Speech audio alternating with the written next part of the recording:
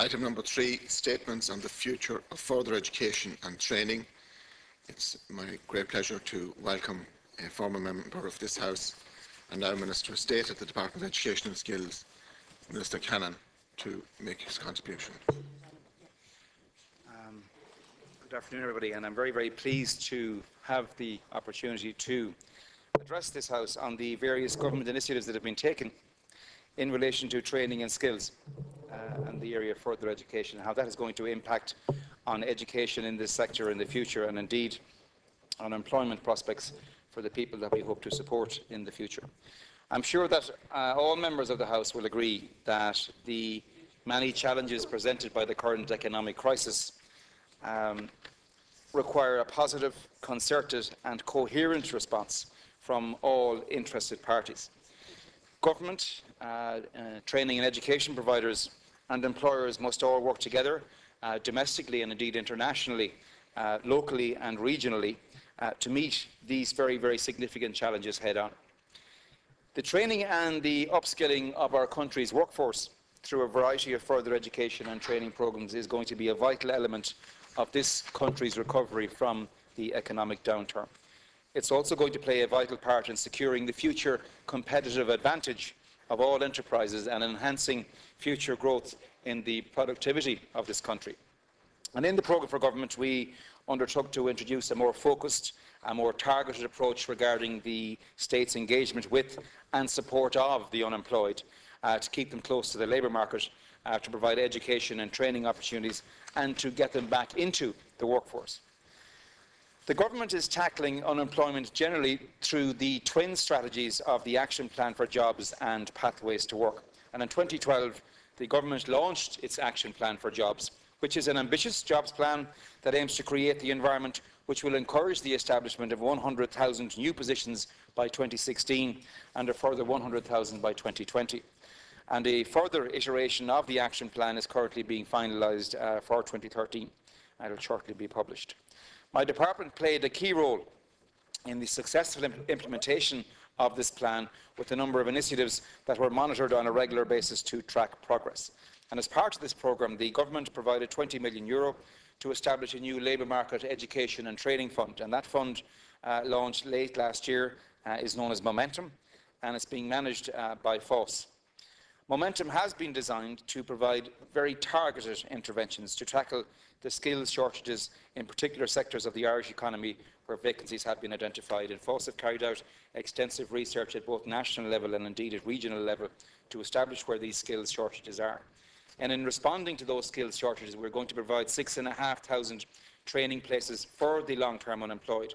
And some of the places have been targeted specifically at young unemployed people, and Momentum will be co-financed by the European Social Fund. SkillNets, which is an industry-led, state-funded support body, also introduced a pilot management training initiative under the Action Plan for Jobs 2012. And this new initiative is being branded as Management Works and has a budget of up to €1.2 million. The pilot project is now being implemented, including the rollout of a range of training and development programmes available to help private sector, small and medium enterprises to build their managerial capacity, to improve their performance, and that will allow them to improve their trading conditions both nationally and internationally. The action plan also contained a commitment to initiate a review of the Irish apprenticeship training model, with a view to providing an updated model of training that delivers the necessary skilled workforce to service the needs of a rapidly changing economy and ensures an appropriate balance between supply and demand. And again, that review is currently underway in the Department of Education and Skills and has been undertaken in 2 phases.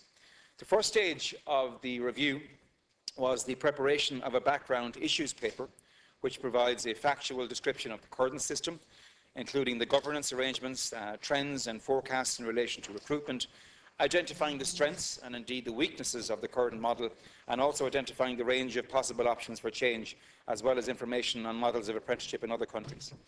And in 2013, it's proposed that the second phase of that review will include significant consultation with all the key stakeholders on the options for change, and the arrangements of this phase of the review are currently being finalised.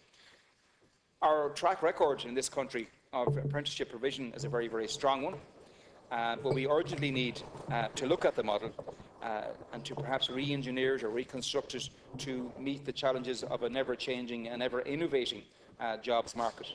I was at an event recently, and I was fortunate to meet the global vice president of one of the world's biggest software companies, a company that employs 45,000 people worldwide, 2,000 of whom are based here in Cork.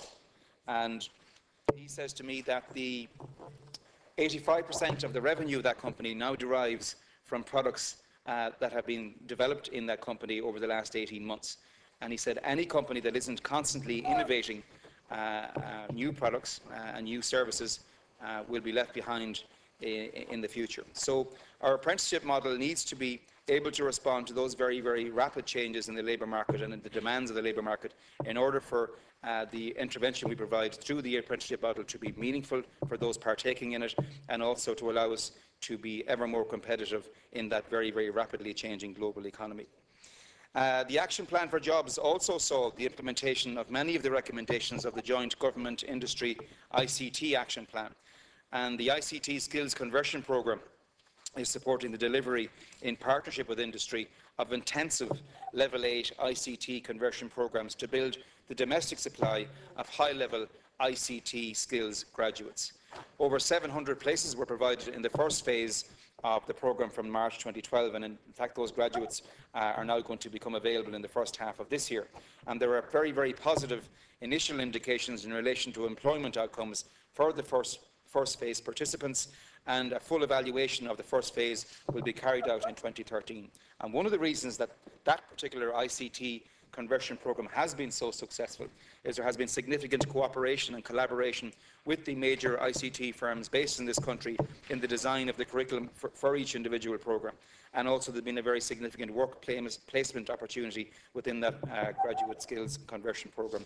And that is the reason why that programme in particular has been so successful in producing long-term and sustainable careers for people in the ICT sector. Springboard and ICT Skills are two new competitive funding streams that have been introduced since 2011 to address the specific skills needs of enterprise and to support job seekers to reskill in areas where employment opportunities are emerging as the economy is recovering. And to date, more than 10,000 unemployed or previously self-employed people have been provided places under Springboard, and a further 5,000 places are expected to be delivered in 2013. And again, through the Springboard model, that model of cooperation and collaboration with industry is very much to the forefront of that process as well. To complement the Action Plan for Jobs, the Government also launched the Pathways to Work initiative, which provides for a more realistic, targeted approach to help and support unemployed individuals, especially the long-term unemployed and young people, to stay close to the labour market. And in that regard, the Government introduced a new integrated employment and support service entitled Intro, which is being managed under the aegis of the Department of Social Protection. And the services and the supports involved were previously provided by 3 distinct state services, and the innovative integration of these supports has facilitated the development of a coordinated structure which provides unemployed people, particularly the long-term unemployed, with options and assistance in finding jobs or referrals to appropriate education and training. And in doing so, Intro is now going to provide a very, very valuable and indeed innovative one-stop shop service in every region in this country for the unemployed who wish to access such services. In addition, FOSS training services will facilitate unemployed individuals through a range of training programmes that provide industry occupational specific skills as well as preparatory type training to enable a diverse range of unemployed individuals referred to FOSS through Intro to gain a recognised qualification to access job opportunities or indeed progression opportunities onto further higher education or training. It could be argued, in fact it is argued, that the further education and training sector has imperceptibly almost grown in an uncoordinated way without a strategic direction over many years. The VECs deliver further education while FOSS delivers training, and the current separation of the further education and training sectors is an obstacle to the delivery of a 21st century service to job seekers and learners. You have a further education and training sector that is at the same time fragmented, while a lot of duplication is also ongoing within both of those sectors. A lot of the same kinds of further education and training opportunities being delivered by both entities, often in the same town. The Government decided in July of 2011 to merge the further education and training sectors into one single cohesive unit under the strategic direction of a new further education and training authority called SOLAS, and FÁS will be dissolved as part of that process. SOLAS will be a new organisation with a new mandate, which will merge the further education and training sectors, and this represents possibly the most significant change in further education in over 70 years, and certainly the most significant change in the training sector since the establishment of FÁS over 25 years ago. An action plan for the establishment of SOLAS was developed by a cross-departmental group, which also included representatives from the further education sector and the private sector, and this plan was recently approved by the Cabinet Committee on Pathways to Work and is actually available on my department's website. There is great potential in that sector that has not been unlocked in the past because of this lack of an overall overarching vision, because of this lack of strategic delivery. And this is a time of great challenge for Ireland, and a world-class further education and training sector will help us get back on our feet, back to work, through upskilling for the jobs and for the society of tomorrow.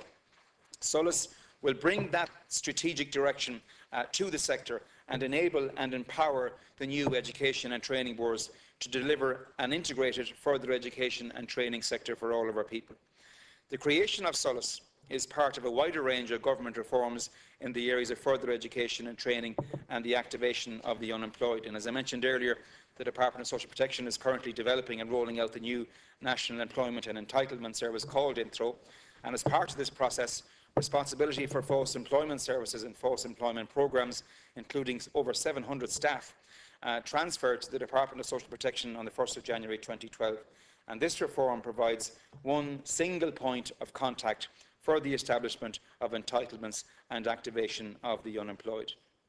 As you know, there are currently 33 vocational educational committees delivering education, including further education, throughout this country, and legislation is now well advanced for those 33 VECs to be replaced by the creation of 16 education and training boards. And following the creation of the new training boards and the establishment of SOLAS, FÁS training centres and their related staff will be transferred on a gradual basis to the appropriate ETB, dependent on their geographic location and indeed their readiness for transfer. HETAC, the National Qualifications Authority of Ireland, and the Irish Universities Quality Board have recently been amalgamated into the Qualification and Quality Ireland, QQI, the new integrated body for quality and qualifications in Ireland. And a theme running through all of these reforms is integration, and I believe that integrated services will be the most efficient from a value for money point of view, and more importantly, I would argue, most effective from an outcomes and quality point of view. Taking into account the relationships and the dependencies that exist between each of these elements, the implementation of this wider reform process will prove very, very challenging and will require a dedication of purpose and a well-planned programme of change. Because bear in mind, as we carry out this fundamental restructuring of both our VEC sector and our further training sector, rationalising 33 VECs down into 16 ETBs, and then transferring the training role of FÁS over to the ETBs, we mustn't forget those that are currently in our system, those that we're currently trying to work with and support and provide the very, very best possible further education and training opportunities for them. They cannot be neglected while this process of transition is ongoing. And it's not unlike trying to re-engineer a plane while you maintain it in the sky. That's how difficult it's going to be. But from the interaction I've had with people both in the VEC and the whole FÁS structure across the country, they're very, very much enthused by the prospect of this merger and the possibilities that it offers people in the future. And I've every confidence in them to make this work and to make it work quite well and quite quickly. SOLAS will be tasked with ensuring the provision of 21st century high-quality FET programmes which are integrated, flexible, they provide value for money, and most importantly of all, they are responsive to the needs of learners and the requirements of a changed and indeed a further changing economy. And we will put in place structures to assess quite quickly how effective the further education and training opportunities are going to be for those that avail of them. We will put in place reporting mechanisms, primarily software-based reporting mechanisms, where people will be able to feed back almost instantaneously to SOLAS and indeed to the ETBs at regional level as to how effective the intervention has been for them at a personal level, how effective the course was, what kind of supports did they receive, perhaps in re-engaging with the workforce, with the labour market. And all of that data, which is incredibly valuable and incredibly important, will be sourced from each individual learner, and the repository of that data will be held at both regional and national level, and we will use that data to design course provision and indeed other supports for learners in the future. The development of the strategy is going to involve consultation with the key stakeholders, such as the ETBs, other providers of further education and training, and there is significant capacity in the private sector already providing excellent further education and training opportunities. We'll also be consulting with the Department of Jobs, Enterprise and Innovation, with Intro, with employers, with Enterprise Ireland, the HEA and other bodies that we consider appropriate. Solas is not going to deliver programmes itself once the restructuring is complete. Its key function will be to provide that strategic oversight and funding to the main deliverers, the ETBs, and where appropriate, the private sector. It will, however, maintain the delivery of FÁS services pending the completion of transfer of the FÁS training division to the ETBs. Solas will develop and facilitate the development of new and existing further education and training programmes to meet the changing needs of employers in the labour market, and Solas will also monitor the outputs and outcomes of these programmes to ensure that they are relevant and delivered in an efficient and effective manner. The Further Education and Training Bill 2013 was published recently, and the main provisions of the bill are the establishment of Solas and the dissolution of FÁS. It will also provide for the transfer of FÁS staff and property to Solas, and where appropriate, the onward transfer of the staff to the appropriate ETB. This legislation will be discussed in greater detail when it is presented to this House in the coming months, and we hope to have that legislation through both Houses, I would say, by the end of May or early June. The Government is determined that the establishment of Solas, combined with the establishment of the Education and Training Board structures, along with the modern Irish apprenticeship system, will provide that framework for the positive future management and development of our further education and training sector. To complement these policy initiatives, and despite reducing resources, the Government will fund up to 430,000 part-time and full-time education and training places across a range of provision in the higher education, further education and training sectors in 2013. And places on certain programmes have been prioritised specifically for those who have been unemployed for 12 months or more. Since 2009, Ireland has obtained significant funds from the European Globalisation Adjustment Fund for training and upskilling for specific larger-scale redundancy situations. And a typical EGF-funded programme would normally include a mix of supports and allowances to assist the affected workers in reskilling and upskilling to maximise their opportunities of finding suitable alternative employment. Ireland, to this point, has made 7 successful applications for EGF support. 6 of them have been completed, with 1 programme in respect of the redundant workers from Talk in Waterford currently underway. It's worth pointing out that from the 6 completed programmes to date, more than 9,300 clients have benefited from EGF supports. And one of the priorities, while Ireland is hosting the presidency of the European Union, will be the progression of discussions and agreement around the Youth Guarantee. The Commission's proposal is for a Council recommendation that each Member State should ensure that no person under 25 years of age will remain unemployed, whether after a job loss or after leaving formal education, for more than 4 continuous months without a good quality offer of employment, of continued education, of an apprenticeship or a traineeship. And while there is no easy solution to reducing the number of people that are unemployed, I want to reassure this House that the Government is taking every necessary step to ensure that we have a labour force with the skills needed to avail of future job opportunities as and when they arise. And when the full extent of the reforms and the new initiatives which I have outlined are assessed together, it is clear that the Government has a very, very clear and a very structured framework for dealing with the skills agenda. I want to thank you all once again for inviting me here to discuss this very important topic with you, and I look forward to your views and contributions. Thank you. Thank you, Minister Seanad. Senator Mooney, Senator, you have 6 minutes. May I welcome the Minister to the House and thank him for his comprehensive presentation of the Government's policy in this regard. Fianna Fáil support the proposed bill that will formally change the name of FÁS to Solas, and welcome the extended role it will play in providing oversight and direction to the FET sector. Solace like FOSS before will play a crucial role in meeting the skills requirement of the economy in the years to come. Now, there's just a number of issues surrounding this, and it's rather interesting that Brian Mooney in the Irish Times yesterday published a very comprehensive analysis of what he saw in the key areas in relation to the new structures in further education. And he makes the point that it needs to serve learners and employers, not trainers and agencies. And a couple of key questions arise out of this that perhaps might be, I know the Minister has touched on some of them. For example, there's still enormous duplication of courses regionally, both within the PLC sector and between it, and parallel FOSS training schemes. There are currently 180,000 further education and 75,000 training places provided in FOSS training centres. And the key questions relate to do the teaching staff within the further education and FOSS training services have the skills to educate and train people to the high standards required by multinational and domestic employers, particularly in ICT, foreign language skills, international business, engineering and technology.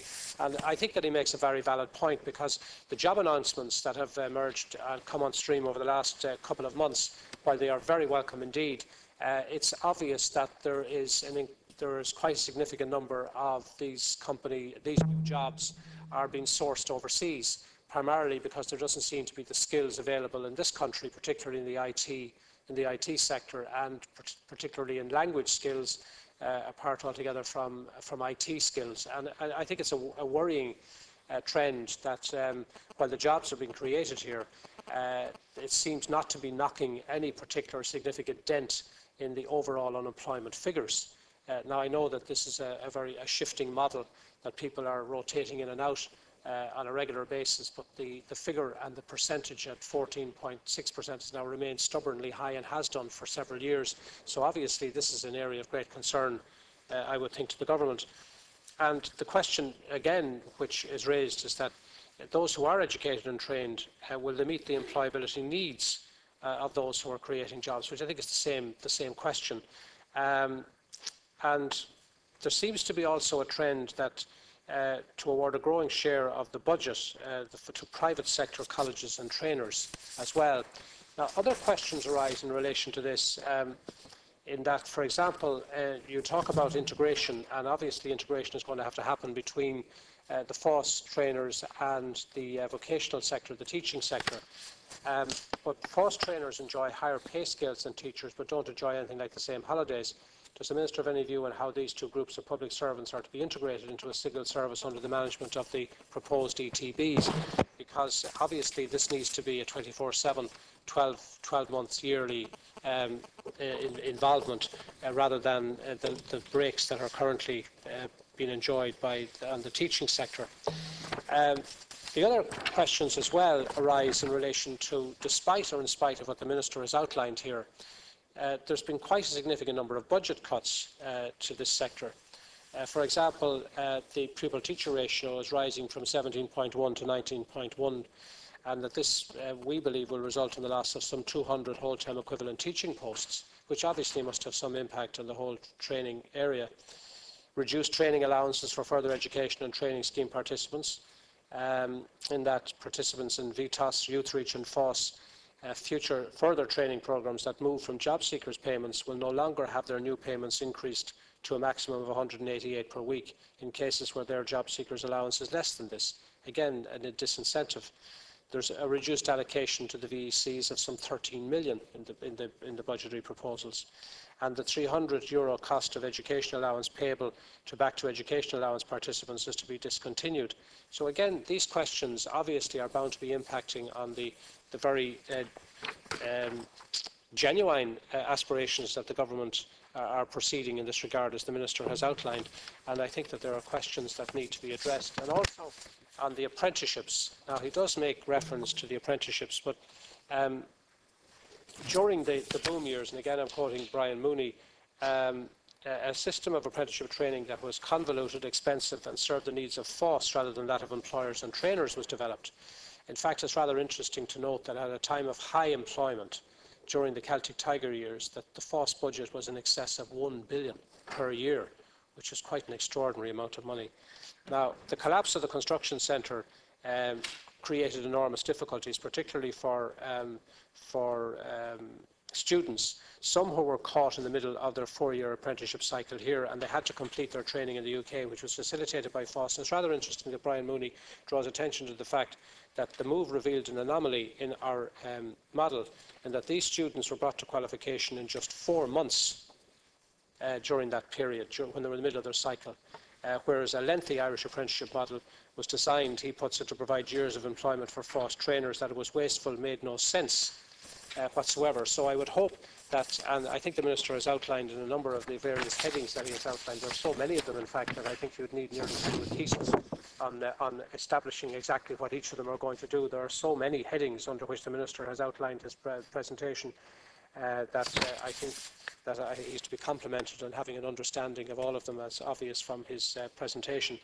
So these questions obviously are going to hopefully be addressed, because, as he has pointed out quite correctly, the integration of the vocational sector and the training sector under the new ETBs is a challenge, and it's going to be a challenge. And obviously this is something that we will be discussing when the Education and Training Board bill comes before this House.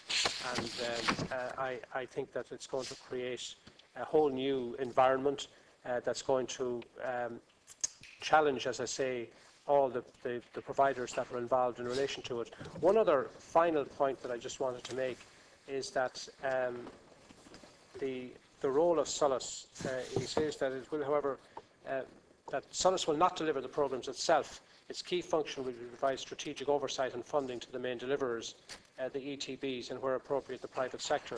I remember, and I'll finish on this, that way back in the mid-90s, I was on the National Economic and Social Forum, that there was a report published which created local employment offices, and the whole idea of these were that you were to identify where there were gaps in the regions, where there were gaps in jobs, and that those who were unemployed were then going to be interviewed, and they were going to be profiled, and they were going to be hopefully put into either training programmes or into the jobs themselves. Is this an element of what the Minister is proposing here, that there will be this integrated approach, that it will go to the core of the unemployed? It's going to, I believe, cause some difficulties in the regions where there is an increasing regional imbalance. Most of the job announcements that we have seen over the last couple of years have tended to focus on the clusters of the East Coast and Cork and Limerick. And I'm just really concerned, coming as I do, like the Minister, from the West and the North West, that there seems to be a difficulty that the government, I don't think that they can be blamed for this, because I was talking with somebody from the IDA recently about this regional imbalance and about the lack of visits by the IDA to various counties in the North West and the Western Seaboard, as distinct from those visits to the eastern counties, where it seems to be that companies looking in on Ireland make a decision that they're going to go where there are population clusters. They're not going to go where they think that they're not going to be able to avail of the skills. And yes, there are a number of multinational companies in my own part of the world, for example, Bank of America, MBNA, located in Carrick-on-Shannon, providing over 1,000 jobs. There was never, and nor is there, any difficulty in those jobs being filled. Abbott and Sligo pharmaceutical area, again, no difficulty in those jobs being filled. The Fruit of the Loom originally went into Donegal. It was commercial considerations that saw them fail, rather than any lack of job availability or availability of labour. So I'm just wondering if the government have any input at all, because the IDA man said to me that some companies, and I thought it an astonishing thing, and he was only passing it on, that some companies take the view, when they are looking at the global market and as to where they're going to locate their jobs, out of Dublin, out of Ireland. That was the term he used: out of Dublin, out of Ireland. In other words, if they're not able to locate in Dublin and the environment or the conurbation, well, then they won't locate in Ireland at all. And it just astonishes me when you consider that we are selling ourselves because of our very impressive corporation tax rate, because of what is a highly educated, English-speaking labour force. And yes, it seems that these companies, when they do consider Ireland at all, won't even consider looking at the provinces, won't consider looking at the regions. And I know you can't force, nor can you magic jobs overnight, and multinationals will make their own decisions. But I do think that there has to be some meeting of minds on this. I think that the government has got to try and grasp this particular difficulty that's there, because increasingly what's going to happen is you're going to find that there's going to be a drift away of the population to the east coast. It's already happening. You can see it in the demographics. You can see it in the political landscape that's changing, particularly in light of the new proposed council structures. So I just want to finish on that point, that the Minister might have some view in this regard. And I appreciate that when you're sitting down with industrialists or with those who are thinking of locating in Ireland, that we welcome the jobs, no matter where they are. And I don't want in any way to give the impression I'm begrudging them being placed in Louth or in Dublin or Cork or Limerick. I'm just saying that this regional imbalance is creating enormous social difficulties, and I think it's going to affect the very fabric of our society going forward in the west and the northwest. Thank you, Senator Mooney. Now we go from the west and northwest to the northeast. Senator Darcy. 6 minutes, Senator. Gormaigat agus dus Arab Whitelum Falsha a chor wrote and shot in Yukaji and Seanad agus Buikas a goaliat as an Larry mai a hog to Kurshi a Dakish agus Trenala Fui Lahar sa Cheersha. As Senator Mooney has said, and I'm sure we all read Brian Mooney's article, excellent article in the Irish Times yesterday, and he did ask Fuin Servish Dakish Lanuni agus Skellana Solace was if Solace was the new force, can it make a difference? The challenges facing Solace and the new education boards is enormous. Again, Senator Mooney referred to the fact that there was $1 billion a year spent during the boom on these courses by force at a time of full employment. And unfortunately, a great percentage of that money, Minister, I would suggest, went on accommodation, flights and accommodation and fine wines for board members. And so we can't let that happen again. Do the teaching staff in the system have the skills necessary? And how are we going to fuse the trainers in the old FOSS and the teachers in the further education colleges, where you have different conditions of employment and indeed different holidays? And that brings me to something I would like to raise. In all our institutes of technology and colleges, in each institute there is €500 million worth of investment sitting there idle for months every year. At night time, on Sundays, they are closed completely. We should be using these facilities for an accelerated training program for our people. Indeed, whether they are employed or unemployed, I think it's as important to upskill people while they are employed as when they are unemployed. Because, as you know, most people will have 3 different careers now in the course of their employment, of their work life. So while they are employed, let us keep reskilling and offer these courses and this training. That's plenty for Solace to do, and the further education system under the new education boards. Could I refer to the fact that we must, in this new board and in this new structure, align our skills with our employment? I take, for example, PayPal in Dundalk, where the first generation, and Senator Mooney referred obliquely but kindly to this, where the first generation might predominantly be people brought in because the language skills are not there.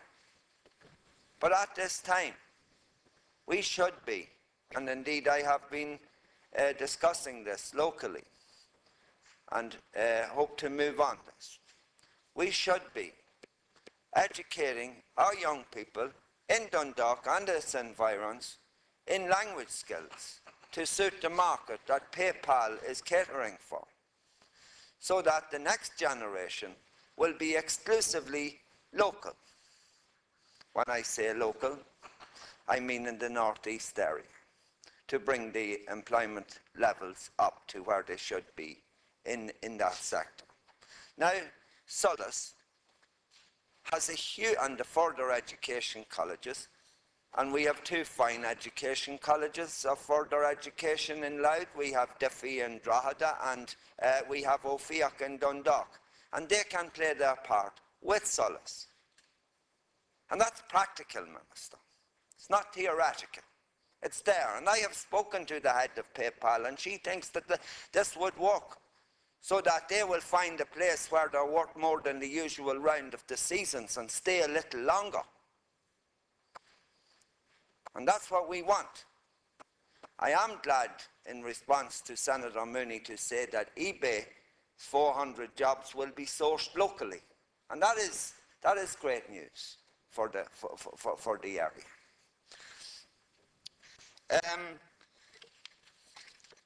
We need to open up. We need to open up again. I have to say, we need to open up our colleges at off-peak times for everybody. We need them buzzing with education and training. The old ways, where you did a bit of training here and a bit of training there, and you were training for a week, but really you were only training for a day, and you went in at 10 and you went home at 3, and you didn't learn any computer skills, but you learned how to brush the floor. They're gone, and they need to be gone.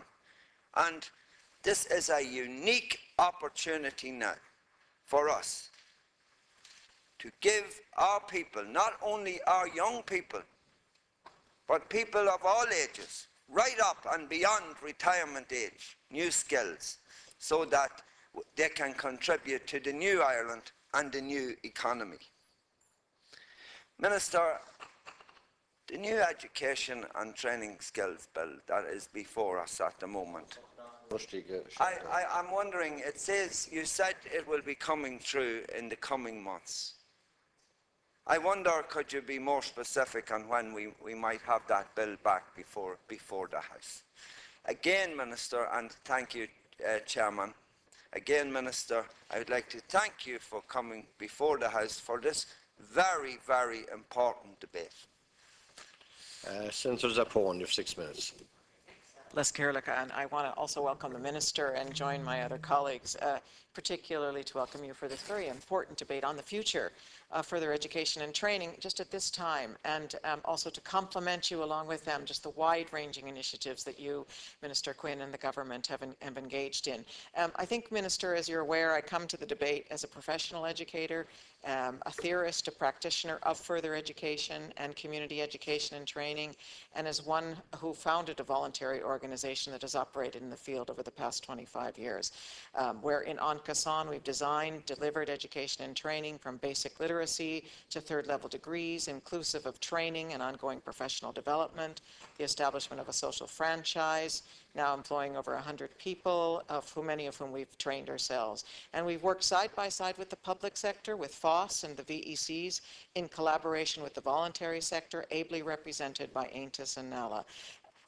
Though our time is short today, Minister, I think it is a genuine opportunity to have this exchange of views, particularly prior to at the time when the Seanad takes the further education and training bill.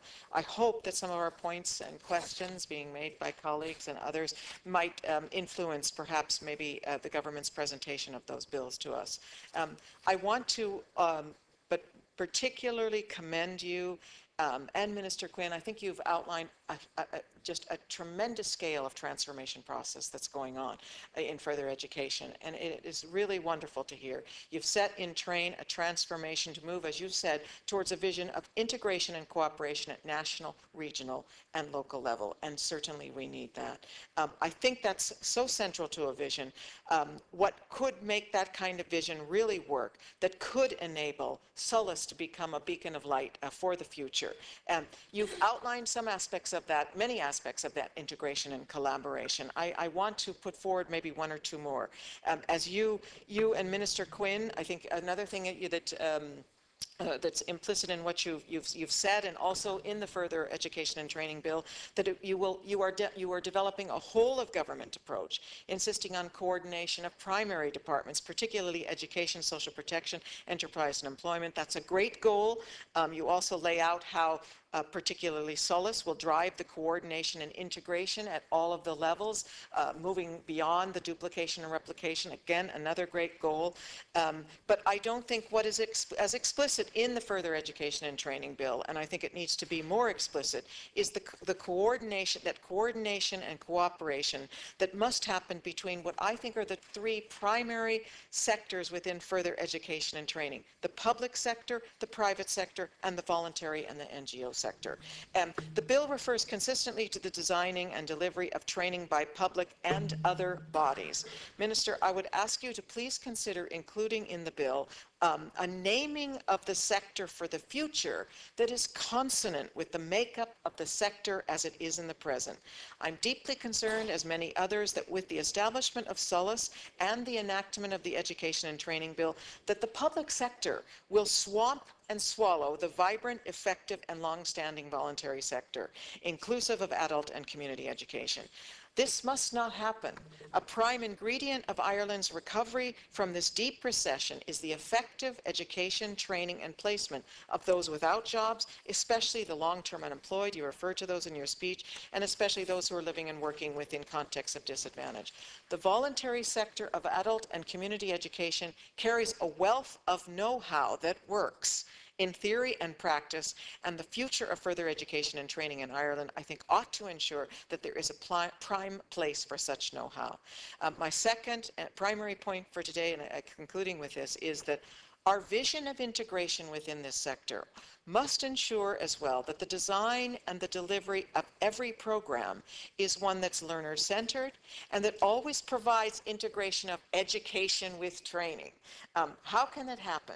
Well, through a pedagogy and curriculum that focuses on the interaction between students, teachers, and the wider society. The curriculum, it's not simply a set of learning outcomes, those are important, but rather the engagement with information, knowledge, and training and thinking. This is fundamental, I think, to all education, particularly further education, as it serves many people who were failed by their previous schooling. At the end of every program, we need critical and creative thinkers, skilled and capable employees.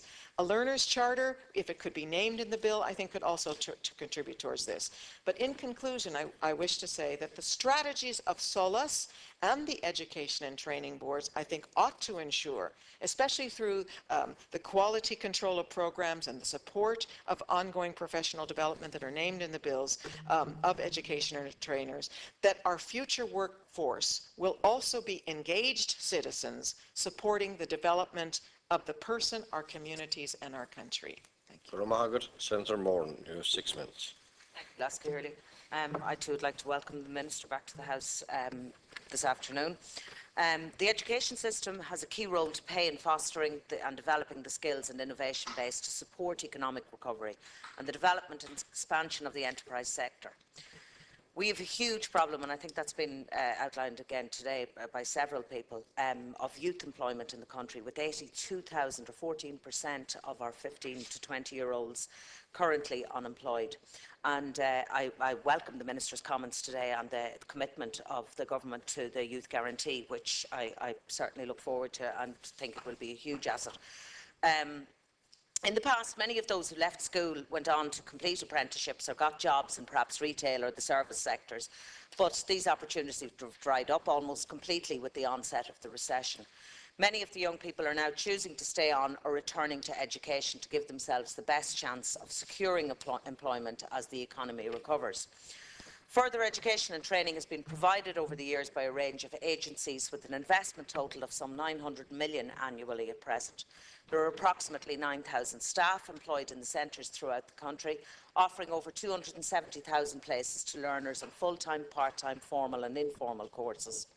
And of course, we know that the aim primarily being to meet the needs of early school leavers, to provide second chance education for people who didn't get the opportunity to complete their Leaving Cert, and to provide vocational preparation and training for the labour market entrance and re-entrance. So, for example, in 2012, there were 32,688 places on PLC courses for learners over 16 who had completed Leaving Cert or equivalent, or adults returning to education. Then there are the part-time programmes such as the Back to Education initiative, again, which, you know, in my experience as an educator as well, I've kind of seen the advantage of people and the adults who have gone back to avail of this second chance at education. Up to now, one of the biggest providers for further education and training has been FÁS. Last year, FÁS provided 81,500 market-led and client-focused training interventions for unemployed people, with a total investment of 420 million in current expenditure. One of the excellent initiatives that the government rolled out last December was the Momentum programme, which would provide 6,500 places for the long-term unemployed, which, as I said, started in December. However, this is a sector of our education system which has been crying out for change. The government has embarked upon a major reform in order to ensure our education and training programmes are fit for purpose. There is little doubt that there has been duplication of the courses across the spectrum and areas of provision, which need complete reform if we are to ensure that taxpayers get the best possible value for money. We have to embrace this change. We all know the FÁS brand has been somewhat tarnished in recent years, and I welcome the new Training Authority, Education and Training Authority, SOLAS, which will be responsible for commissioning and funding the delivery of the service from the 16 new education and training boards, which will replace the 33 existing VECs. These boards will be responsible for the planning and delivery of all the vocational training and further education in their region. SOLAS will also have the freedom to commission private sector providers where it deems appropriate. Further education and training will no longer be an indistinct sector with no real identity. It will be more akin to the higher education sector, with SOLAS having many parallels with the Higher Education Authority. A core part of its role will be to ensure the referral of job seekers to appropriate courses, and therefore the inclusion of a guidance service, I think, will be very important. Questions have been raised in the past about the quality and relevance of the courses at this level. With so many providers and programmes, it has indeed been difficult to ensure that the learner gets the best possible teaching and training. SOLAS will have a role in auditing and quality assuring the programmes that are delivered, and will also have the task of ensuring that teachers and trainers undergo continuous professional development. And I think we've talked about that before, and the importance of continuous professional development. As in all areas of education, the learner has to be at the core of the whole process. I think, you know, myself having spent time in youth reach things as well, courses as well, I think if the trainees themselves are not interested in what they're doing, and that the courses that are supplied for them are just merely there as gap fillers, or because the teacher was there and was available to take a course in a certain subject, I think it's key to keeping them there and to keeping the interest in it, that as I said, that it's all the trainee centred. There are no doubt challenges ahead, not least those surrounding the very differing terms and conditions of employment of teachers in further education services and those of FÁS trainers, which we've referred to, particularly in the area, and I know that the area of holidays, and where, you know, FÁS and Youth Reach and SOLAS, these courses were going to be year-round, whereas in the schools they're, you know, thank you.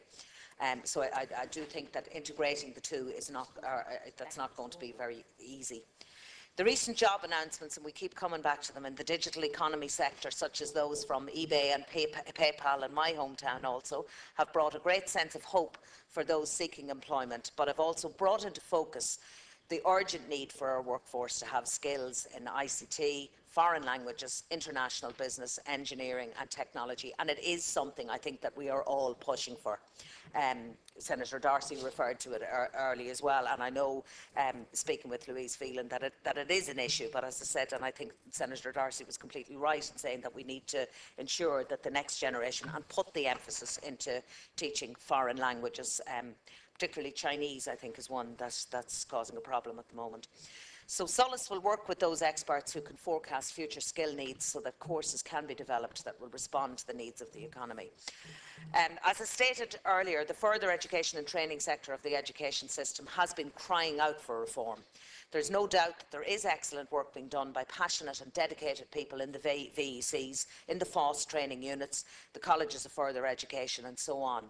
The changes proposed in the Further Education and Training Bill will put the learner at the heart of the process, ensure that they are empowered to access the courses that they need and progress through the system to achieve their goals. Again, I would like to commend both Minister Cannon and Minister Quinn for the great work that has been done and the change to further education, the biggest change in further education in over 70 years and the biggest change certainly in the training sector since FOSS was established over 25 years ago. So I thank you, Minister. Senator Quinn. Thank you, Lasker. Minister, you're very welcome in here and very welcome back to this House again, having spent a number of years here. Minister, I've had a very interesting week. I found myself, having just followed two Dundalk speakers, I found myself down 2 days ago in Dundalk with the Dundalk Institute of Technology. And what surprised me with the group that I met in the class that I lectured to was they were studying entrepreneurship. Now, it wasn't a full course, but it was a course that's part of every course that everybody does when they're studying business up in Dundalk Institute of Technology. I found it fascinating to do so because there were Chinese, there were African, there were strangers in Dundalk studying there, and clearly entrepreneurship is something very important. It isn't just a question of learning skills that you can use. It's a question of learning how to learn. And that seems to be the most important thing that is coming across on that basis. The second visit I had was here in this building in the committee room the following day. And that was the Jobs, Enterprise and Innovation Committee that I'm on. And we had a visit from the Open Ireland people. And this is the main speaker there is Sean O'Sullivan. Fascinating man I'd not met before, but who's set up a business down in Cork. Was one of the founders of the word cloud computing back some years ago. He's one of the Dragon's Den people. But his main point was that the jobs that are going to exist in 10 years' time don't even exist now. And therefore, how do you train people for that?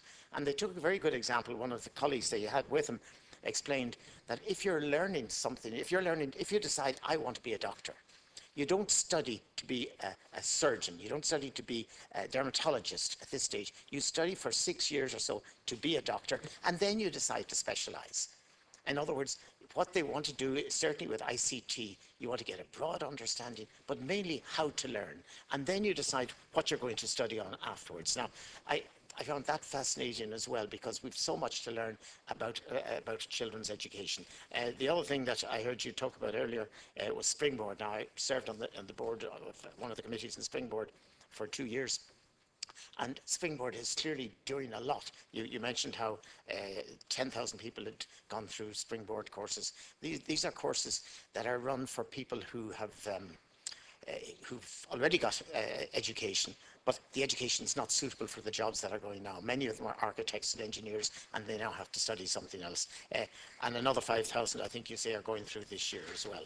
But one of the other visits I had last year, must be 2 years ago now, was to Tralee. That's where Jerry Kennelly has sold his business, then built up a new business and decided he wanted to live in Ireland. But he decided entrepreneurship was the important element. So he's put his money into transition year, teaching the youngsters of 15, 16 years of age what entrepreneurship is. To do that, they had to train teachers to be able to teach entrepreneurship.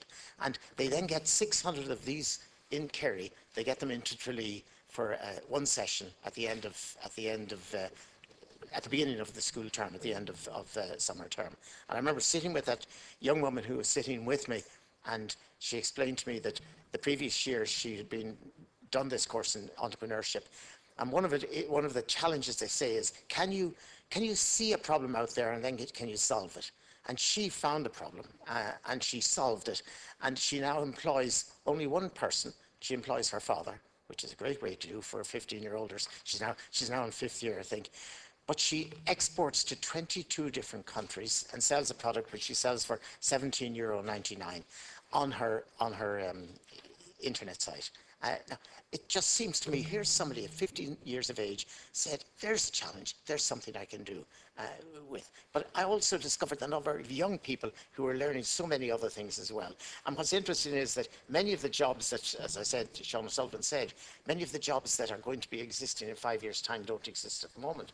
How do we give citizens the skills they need to succeed in both their personal and their professional life? How do we prepare them for the future, given that